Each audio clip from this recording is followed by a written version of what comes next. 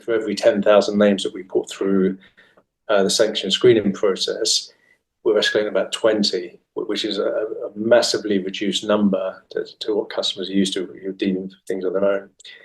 But there is one case in particular that it wasn't a particularly big case, but it stands out in my mind because I took a call from a compliance officer who was absolutely drowning in work, and he was so sort of run down. We spoke to him about how we could maybe support, and he took a decision to do an initial parallel run of some continuous monitoring. So continuous monitoring is where we actually continually scrub existing names against changes to the regulatory lists, and if there's any new matches, we escalate them back to the customer.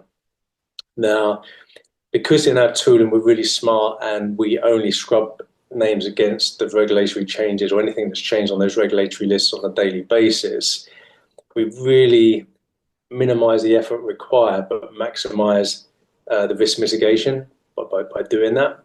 And not other tools do that. They just scrub against the same old list and they keep sort of churning out loads and loads of false positives, whereas we don't do that. We're sort of uber efficient in the way we do it.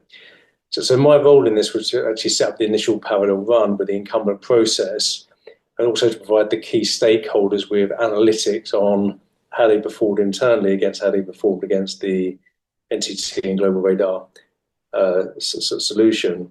And I still remember, I got back from that compliance officer.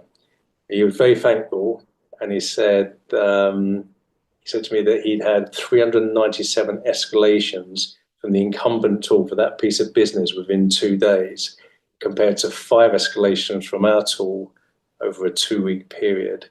So I guess the easy thing to say is that was 400 times less work for him, as well as reliable outcomes.